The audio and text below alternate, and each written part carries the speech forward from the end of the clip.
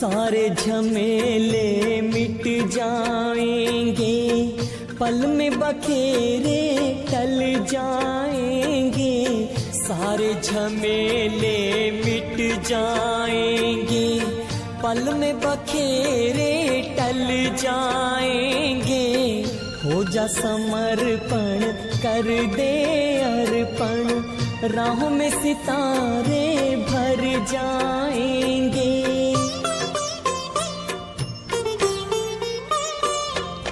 उससे रहो सीधा सादा, उससे रहो सीधा सादा। दिल से कहो मेरा बाबा, प्यार से कहो मेरा बाबा। साथ निभाएगा, हाथ बटाएगा, साथ निभाएगा, हाथ बटाएगा। निभाए वो पूरा वादा, दिल से कहो मेरा बाबा, प्यार से कहो मेरा बाबा।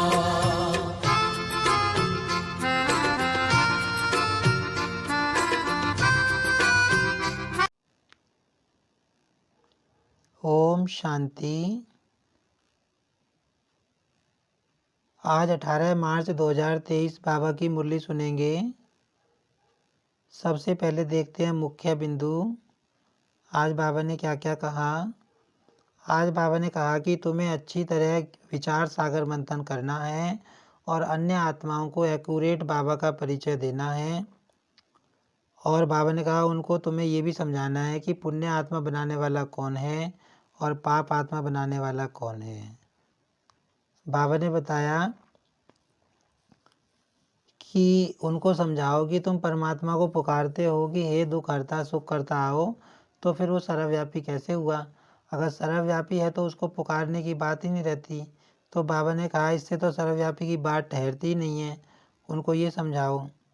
बाबा ने कहा कि जैसे बड़े बड़े स्पीकर भाषण करने से पहले सोच विचार कर लेते हैं, ऐसे ही तुम्हें भी भाषण करने से पहले भाषण को अच्छी तरह डिफाइन कर लेना है और एक्यूरेट शब्दों में ज्ञान सुनाना है। आत्माओं को एक्यूरेट शब्दों में बाबा का परिचय देना है।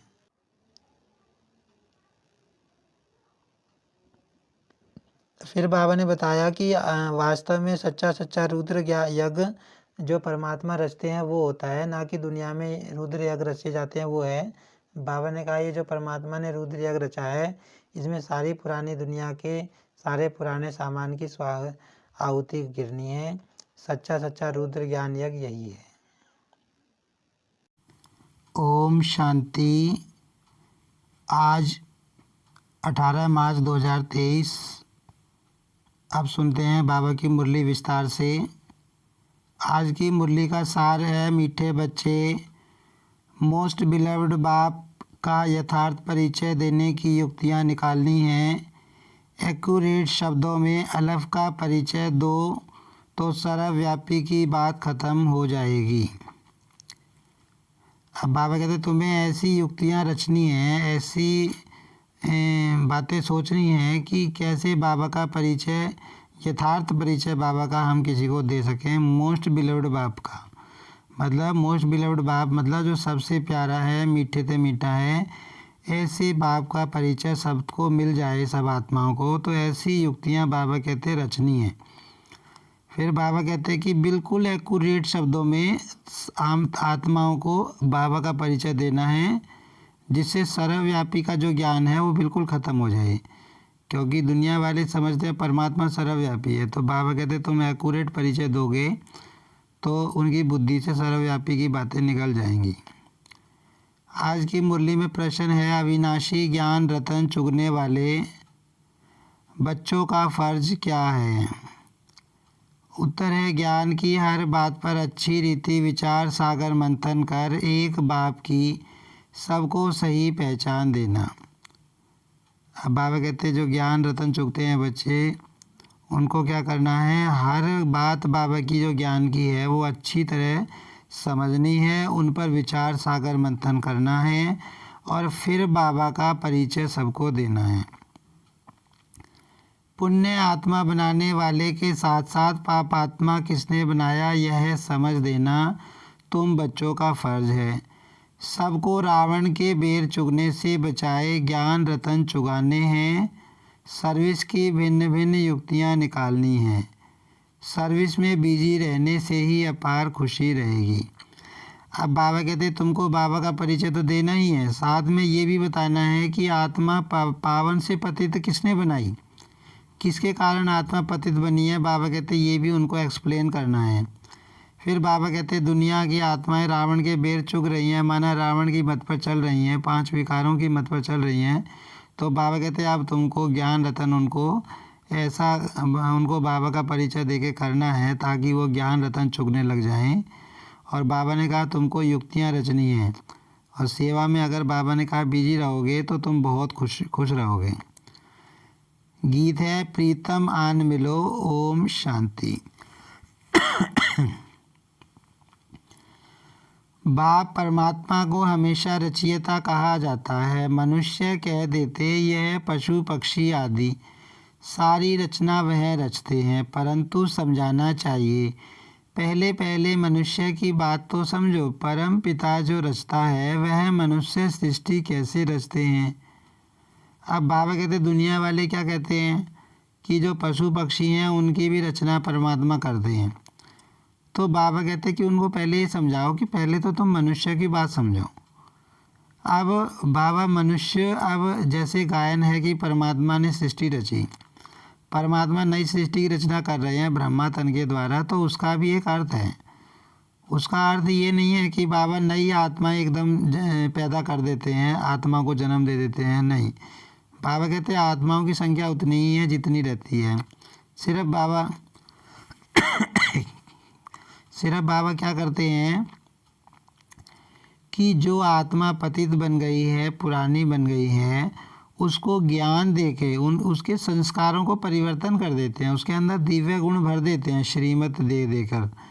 तो ज्ञान भर के उस आत्मा को पावन बना देते हैं। तो एक तरह से उस आत्मा का नया जन्म हो जाता है, हमारा नया जन्म हो जाता है, क्योंकि ज्ञान मिल जाता है। ज्ञान मिलने के बाद अब तक हम अज्ञान में थे और ज्ञान मिलने के बाद हम ज्ञानी बन गए, हमको ज्ञान मिल गया, हमारा नया जन्म हो गया। तो इस तरह हमको नया जन्म मिलता है। इस तरह बाबा परमात्मा आकर अपने बच्चों को एक नया जन्म देते हैं ज्ञान देकर। तो उसको कहा जाता है नई सृष्टि की रचना करना। बाकी परमात्मा कोई आत्माओं की रचना नहीं करते।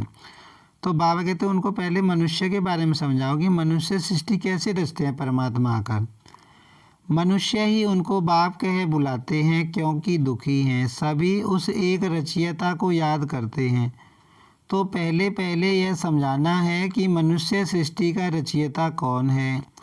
बाबा कहते सबसे पहली बात तो यही समझाओ कि मनुष्य सृष्टि जो नई आने वाली है उसको रचने वाला कौन है। वह रचयिता ही सबका बाप ठहरा। पहले पहले बाप का परिचय देना है। आत्मा को न अपना न बाप का परिचय है। अब बाबा कहते जो आत्माएं हैं हम भी नहीं जानते थे पहले। बाबा कहते आत्माओं को ना तो अपना परिचय है ना परमात्मा को वो जानते हैं।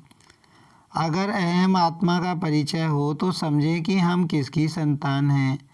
हम परम पिता परमात्मा की संतान हैं। वह बाप रचयिता है तो ज़रूर पहले पहले मनुष्य सृष्टि रचते होंगे। वह नई दुनिया अथवा स्वर्ग होगी। अब बाबा कहते हैं अगर सबसे पहला पाठ भी मैं आत्मा हूँ ये पता हो तो फिर परमात्मा के बारे में भी कुछ पता हो, फिर ये भी पता हो कि परमात्मा नई सृष्टि रचते हैं। तो बाबा कहते ये सारी बातें जुड़ी हुई हैं। लेकिन बाबा कहते उनको कुछ पता है नहीं। बाप जरूर स्वर्ग ही रचेंगे। बाप दुख के लिए रचना रचें यह हो नहीं सकता। जबकि हम उस बाप के बच्चे हैं जो बाप स्वर्ग रचता है, तो हम भी वहाँ होने चाहिए या परम धाम में होने चाहिए। अब बाबा बता रहे हैं कि परमात्मा जब आते हैं तो सुख की दुनिया रचते हैं, दुख की दुनिया थोड़ी ना रचेंगे। इस दुनिया में भी माँ बाप अपने बच्चों को दुख नहीं देता, वो भी कोशिश करता रहता है पूरी ज़िंदगी उनको सुख मिले। तो बाबा कहते हैं मैं आता हूँ तो सुख की दुनिया रचता हूँ। तो अब क्वेश्चन ये उठता है कि जब हमारा बाप सुख की दुनिया का रचयिता है, सतयुगी दुनिया जो सुख वाली दुनिया उसका रचयिता है, तो फिर हम यहाँ दुख में क्यों पड़े हैं। बाबा कहते हैं ये पूछो। परंतु हमको यहाँ पाठ बजाने आना पड़ता है। यह है विचार सागर मंथन करने की युक्तियाँ। जितना समय मिले तो यही विचार सागर मंथन करना है। अब बाबा कहते हैं ये सारी बातें विचार सागर मंथन करने की हैं। माना बाबा जो ज्ञान सुनाता है वो बाबा कहते हैं अपने मन में तुम्हें चलाना है। साधु संत आदि कोई भी यथार्थ रीति बाप को जानते नहीं हैं। रचयिता जरूर स्वर्ग ही रचेंगे तो फिर सब आत्माएं निर्वाण धाम में होनी चाहिए। वह निर्वाण धाम है हम सब आत्माओं का घर, जहाँ बाप भी रहते हैं। अब निर्वाण धाम किसको कहते हैं? ये शांति धाम, परम धाम, मुक्ति धाम, ये सब शांति धाम के ही नाम है जहाँ आत्मा रहती है।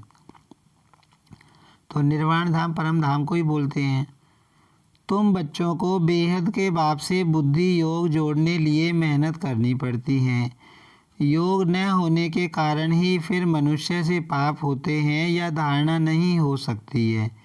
बाप को याद नहीं करते। अब बाबा कहते तुमको मेहनत कौन सी करनी पड़ती है? भाई सारी मेहनत योग में ही है। बाबा कहते तुम मेरे साथ बुद्धि जोड़ने की कोशिश करते हो, मेहनत सारी उसमें ही है। भगवान तो एक ही है, वह है मोस्ट बिलव्ड स्वर्ग का रचयिता। वहाँ बहुत सुख है, यहाँ दुख होने के कारण ही भगवान को याद करते हैं। बाप बच्चों को सुख के लिए ही जन्म देते हैं। अब परमात्मा अब बाप है, चाहे वो लौकिक है, बाबा कहते चाहे पारलौकिक है, भाई अपने बच्चों को जन्म देगा तो किस लिए देगा? सुख देने के लिए जन्म देगा। दुख तो कोई माँ बाप देता नहीं अपने बच्चों को।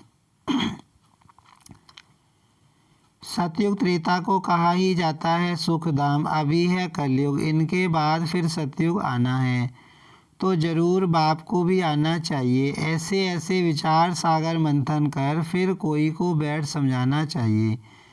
यहाँ तुमको बाप का परिचय मिलता है बाप द्वारा। मनुष्य उस मोस्ट बिलव्ड बाप को जानते नहीं। अब बाबा कहते तुमको तो बाबा का परिचय मिल गया, लेकिन दुनिया वाले तो नहीं जानते ना। बाप को जानते ही नहीं तो अपने को उसके बच्चे भी समझते नहीं। हमने बाप को जाना है तो उनको याद करते हैं। वह बेहद का बाप है सभी आत्माओं का। वह निराकार इस साकार प्रजापिता द्वारा रचना रचते हैं। प्रजापिता ब्रह्मा है, ब्राह्मण ब्राह्मणियाँ भी हैं। जरूर प्रजापिता ब्रह्मा का बाप परम पिता ही होगा, जिसको क्रिएटर कहा जाता है।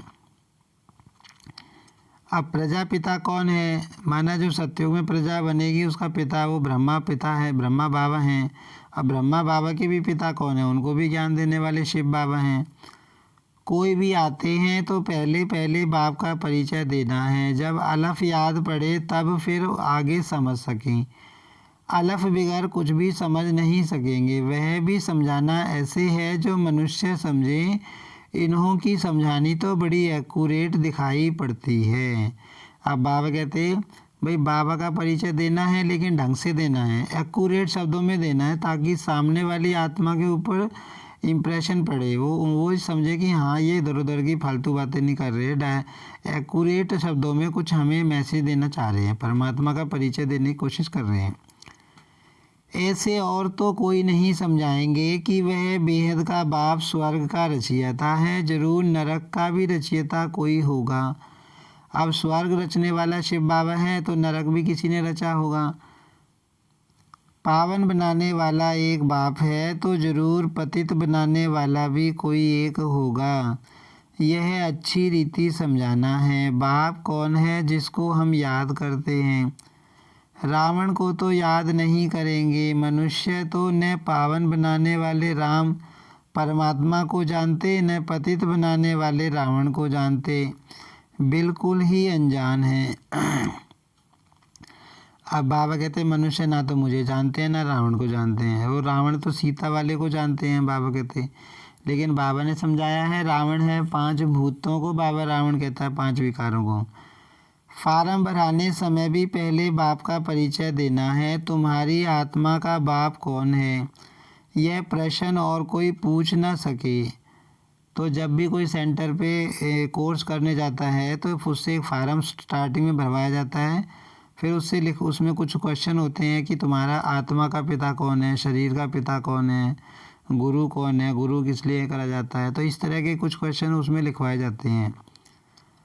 और फिर जब आत्मा आती है शुरू में सेंटर पे, तो कोर्स करने से पहले जो वो लिखती है तो वो अज्ञान में जो उसको ज्ञान होता है परमात्मा का ज्ञान मिलने से पहले, उसके आधार पे वो उन क्वेश्चंस का आंसर लिखती है। फिर कोर्स होने के बाद दोबारा से फिर उस पर भरवाया जाता है। तो फिर मतलब ये जानने के लिए कि भाई तुमको निश्चय हो गया कि भाई परमात्मा शिव है या अभी भी पुराना ही ज्ञान है, तो वो बाबा कहते हैं जीव आत्मा पाप आत्मा पुण्य आत्मा कहा जाता है ना। पुण्य आत्मा तो बाप ही बनाते हैं, फिर इनको पाप आत्मा कौन बनाते हैं यह ज़रूर समझाना पड़े। बाबा कहते हैं मेरे साथ रावण का भी परिचय तुम्हें देना है। बाप जो स्वर्ग का रचयिता है, जिसके हम सभी बच्चे हैं, उनको तुम जानते हो। वह तो ज़रूर पावन दुनिया ही रचते होंगे। अभी है पतित दुनिया, इसलिए मनुष्य गाते भी हैं हे पतित पावन आओ। इतने सब पतित मनुष्यों को पावन कौन बनाए। अब बाबा कहते हैं कि गाते तो हैं वे हे पतित पावन आओ, तो आएगा तो भाई इतनी सारी पतित आत्माओं को कैसे पावन बनाएगा। सर्वव्यापी है, फिर तो यह बात नहीं उठती कि परम पिता परमात्मा आओ। सर्वव्यापी है, फिर तो उसको याद करने की भी दरकार नहीं। अब बाबा कहते भी वो कहते हैं परमात्मा सर्वव्यापी है, सबके अंदर है, मेरे अंदर भी तेरे अंदर भी। तो बाबा कहते जो मेरे अंदर भी भगवान है, फिर मैं क्यों बुला रहा हूँ भगवान को दुख में कि हे भगवान आ जाओ मेरे कष्ट हरो। माना वो मेरे अंदर नहीं है, भाई सबके अंदर होता है, तो भाई फिर तो परमात्मा को के लिए मंदिर में भी जाने की ज़रूरत नहीं, जब मेरे घर में ही बैठा है, मेरे अंदर ही बैठा है, सब कण कण में परमात्मा बैठा है। तो वो बाबा समझा रहे हैं अभी हम आपको बहुत अच्छी राय देते हैं। ब्रह्मा की राय तो मशहूर है ना, हम ब्रह्मा मुख वंशावली ब्राह्मण ब्राह्मणियाँ हैं। ब्रह्मा को भी राय देने वाला जरूर ऊंच होगा। ब्रह्मा वल्द परम पिता परमात्मा शिव, वह है आत्माओं का पिता, वह है प्रजापिता। तुम बच्चे सर्विस के लिए ऐसे ऐसे विचार सागर मंथन करेंगे तो तुमको बहुत खुशी होगी। बाबा कहते ऐसे ऐसे विचार सागर मंथन करो। कोई आए तो उनको ज्ञान रतन देने हैं। बाप आकर अविनाशी ज्ञान रतन चुकाते हैं, जिससे हम विश्व के मालिक बनते हैं। अभी हम क्या चुग रहे हैं, परमात्मा के अविनाशी ज्ञान रतन चुग रहे हैं, रोज़ हमको ज्ञान रतन मिलते हैं। फिर रावण आकर बेर चुगाते हैं। शिव का चित्र, देवताओं के चित्र सब पत्थर के ही हैं। पत्थर को पूजते पूजते पत्थर बुद्धि बन जाते हैं। शिव का भी पत्थर का चित्र है। जरूर कोई स्वर्ग शिव बाबा चैतन्य में आकर पढ़ाते होंगे। परमात्मा ब्रह्मा भी होगा, ब्रह्मा कुमारी सरस्वती भी होगी। अब प्रैक्टिकल में है, इनके लिए गायन है, सबकी मनोकामना पूरी करने वाली। अब मम्मा के बारे में बाबा क्या बताते हैं। मम्मा के बारे में बाबा बताते हैं कि मम्मा सबकी मनोकामना पूरी करती है। मनोकामना पूरी करने का मतलब क्या है कि जैसे मम्मा ज्ञान में बहुत तीखी थी, मम्मा ज्ञान में बहुत तेज़ थी, तो मम्मा आत्माओं को बाबा का मैसेज देती थी तो उनके अंदर बैठ जाता था, बाबा का ज्ञान उनको टच हो जाता था, और टच हो जाता था तो वो परमात्मा के ज्ञान में चल पड़ते थे। और एक बार किसी ने बाबा का हाथ थाम लिया तो उसकी तो सब मनोकामनाएं अपने आप पूरी हो जाती हैं। तो ऐसे बाबा कहते हैं अविनाशी ज्ञान रतन दान करने वाली गॉडेज ऑफ नॉलेज। उन्होंने फिर सरस्वती को बेंजो दे दिया है। यह सब बातें बुद्धि में आनी चाहिए। जिसको भाषण करना है तो विचार सागर मंथन करना होता है। पहले भाषण लिख रिफाइन करना चाहिए। बड़े बड़े स्पीकर्स जो होते हैं वह बहुत खबरदारी से बोलते हैं, बिल्कुल एक्यूरेट सुनाते हैं। जरा भी हिचका तो इज्जत चली जाएगी। पहले से ही पूरी प्रैक्टिस करते हैं। यहाँ भी इतना बुद्धि में रहना चाहिए जो किसको बाप का परिचय दे सको, सर्विस करनी है। अब बाबा बता रहा है कि बाबा कह रहे हैं कि जैसे मान लो किसी बड़ी सभा में कोई बहुत बड़ा भाषण देने वाला हो, स्पीच देने वाला हो, तो वो एक एक शब्द जो है हर बात पहले से ही मतलब उसकी बुद्धि में रहती है कि मुझे ऐसे से भाषण करना है। अगर उसने कुछ गलत बोल दिया तो बाबा कहते उपद्रव हो जाएगा, उसकी इज्जत चली जाएगी कि इसने क्या बोल दिया। ऐसे ही बाबा कहते कि तुम जब परमात्मा का परिचय दोगे किसी को तो तुम्हारी बुद्धि में एक्यूरेट बातें बुद्धि में स्टोर होनी चाहिए, ताकि हम किसी को दें तो सामने वाली आत्मा भी मूझ न जाए, सामने वाली आत्मा भी कंफ्यूज ना हो जाए कि ये क्या सुनाने की कोशिश कर रहे हैं। माना हमारे अंदर लाइन टू लाइन्स बाबा की बातें एक्यूरेट, हमें जो उसको स्पष्ट परिचय देना है वो होना चाहिए। बाबा का कहने का मतलब ये है। विकारी गुरुओं की जंजीरों में बहुत फंसे हुए हैं, वह कोई की सदगति तो कर नहीं सकते। पतित पावन निराकार भगवान को ही कहा जाता है, सर्वव्यापी के ज्ञान से तो कोई की सदगति हुई नहीं है।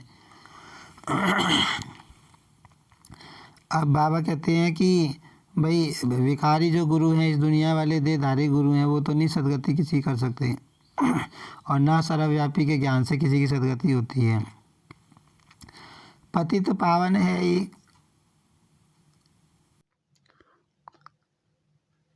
शिव बाबा, उनको रुद्र भी कहा जाता है। रुद्र यज्ञ भी मशहूर है। इतना बड़ा यज्ञ और कोई रच ना सके। रुद्र ज्ञान यज्ञ कितने वर्ष चलता है, ज्ञान सुनाते ही रहते हैं। यज्ञ जब रचते हैं तो उसमें शास्त्र भी रखते हैं, रामायण भागवत आदि की कथा सुनाते हैं, उसको रुद्र यज्ञ कहते हैं। वास्तव में रुद्र यज्ञ यह है। यह यज्ञ तो बहुत समय चलता है, उन्हों का तो करके मास भर चलेगा यज्ञ चलेगा। यह तो देखो कितना समय चलता है। इसमें जो भी सब पुरानी चीज़ें हैं वह ख़त्म होनी हैं। अब बाबा कहते हैं जब मैं आता हूँ तो मैं ज्ञान यज्ञ रचता हूँ, रुद्र यज्ञ रचता हूँ। माना ये जो काम चल रहा है बेहद का बाबा का, इतने बड़े लेवल पे आत्माओं को ज्ञान सुनाने का, बाबा इसको ही तो रुद्र यज्ञ कहता है। तो बाबा कहते हैं भाई दुनिया वाले रुद्र यज्ञ में तो इस यज्ञ में तो फ़र्क है। बाबा कहते हैं कि वो तो कुछ समय चलता है, मास 2 मास चलेगा, लेकिन बाबा जो यज्ञ रचा है ये तो 84-85 साल से चल रहा है। 1937 से बाबा का ज्ञान सुनाया जा रहा है। तो बाबा कहते हैं और ये जो यज्ञ बाबा ने रचा है, बाबा कहते हैं इसमें सारी पुरानी दुनिया की आहुति पड़ेगी, सब खत्म हो जाएगा। यह सारी पुरानी दुनिया इसमें भस्म होनी है। कितना बड़ा यज्ञ है, ख्याल तो करो। जब सबके शरीर स्वाहा हों तब सभी आत्माएं वापस परम धाम जाएं। जब तक बाप न आए तो पतित से पावन कैसे बने, माया की जंजीरों से लिबरेट कौन करे। अब बाबा कहते कि मैं ना आऊँ तो कौन माया से छुड़ाए तुमको, कोई नहीं छुड़ा सकता। कोई तो होना चाहिए ना, इसलिए खुद मालिक ही आते हैं। इसलिए ऐसे नहीं सर्वव्यापी हो बैठकर ज्ञान देते हैं, वह तो आते हैं, हम उनकी संतान पोत्रे हैं। वास्तव में हो तुम भी। अब वह बाप आया हुआ है, अपना परिचय दे रहे हैं, स्वर्ग की स्थापना हो रही है। अब बाबा बता रहे हैं उनको, आज बाबा मुख्य बात क्या बता रहे हैं कि तुमको सामने वाली जो नई आत्मा है, अज्ञानी आत्मा है,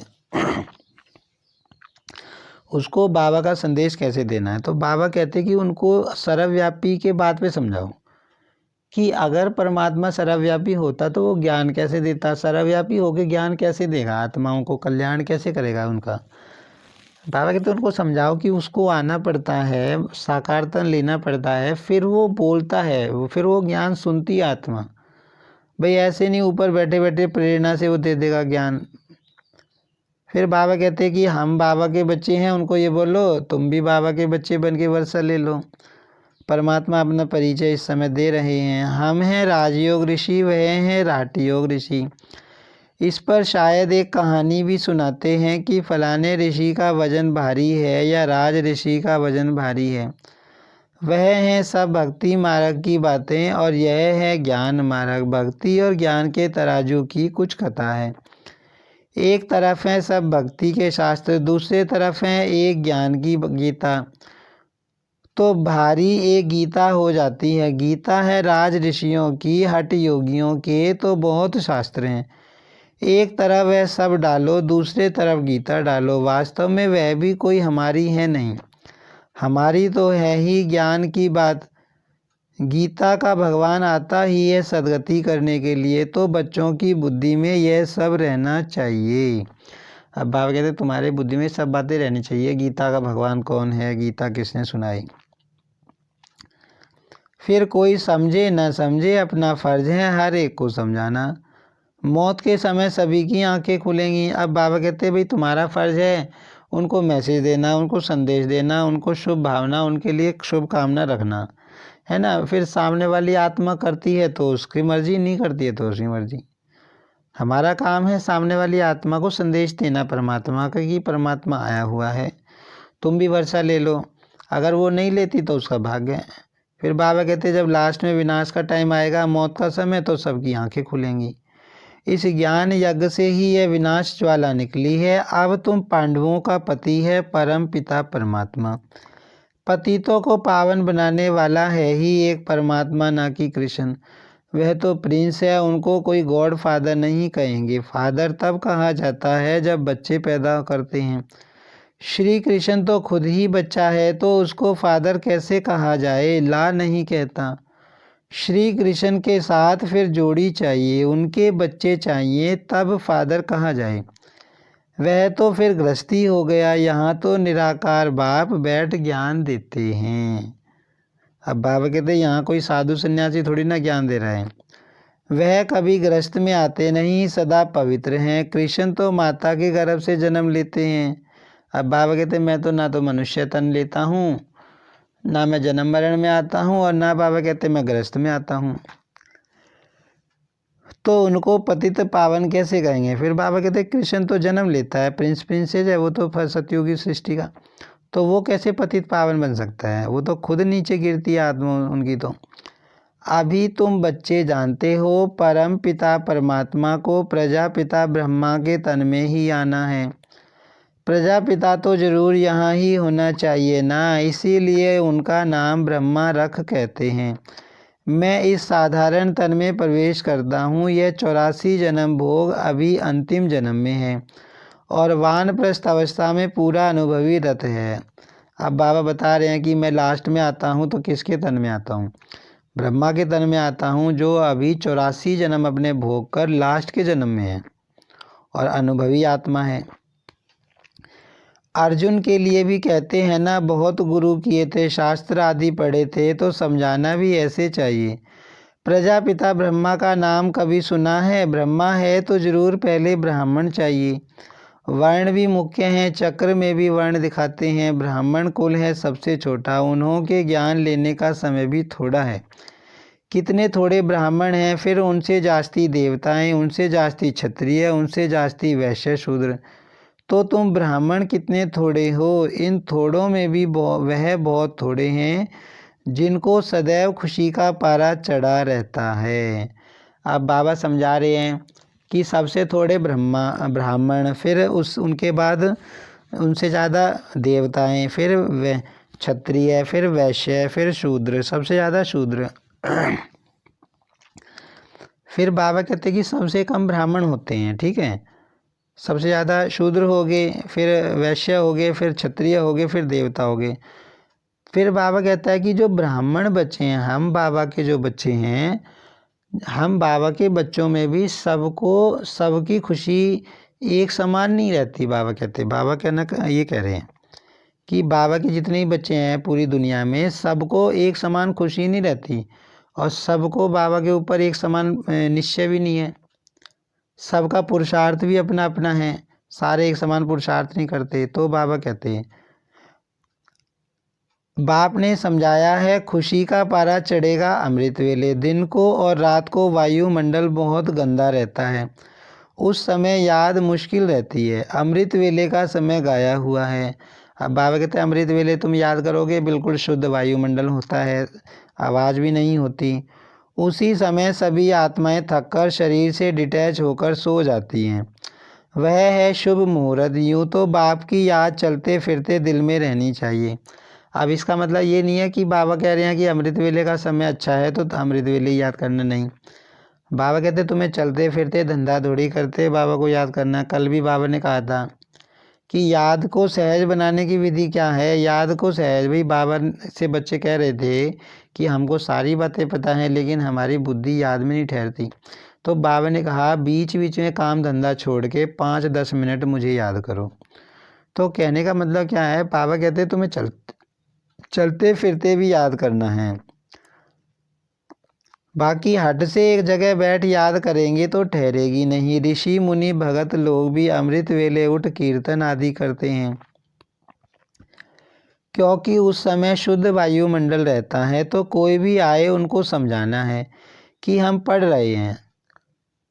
अब बाबा कहते हैं कि कोई भी आए हमसे पूछे तुम क्या कर रहे हो, तुम क्या करते हो यहाँ पे, तो बाबा कहते हैं उनको बताओ हम पढ़ रहे हैं, हम पढ़ रहे हैं, हम भगवान की पढ़ाई पढ़ रहे हैं। परमात्मा जो है कलयुगी सृष्टि के एंड में आया हुआ है और वो हमको सदगति में ले जाने के लिए हमको ज्ञान दे रहा है, हमको पढ़ाई पढ़ा रहा है। बाबा कहते हैं ऐसे बताओ कि हम पढ़ाई पढ़ रहे हैं, भगवान की पढ़ाई पढ़ रहे हैं हम, तो वो भी आश्चर्य करेंगे कि भगवान भी आके कैसे पढ़ाएगा।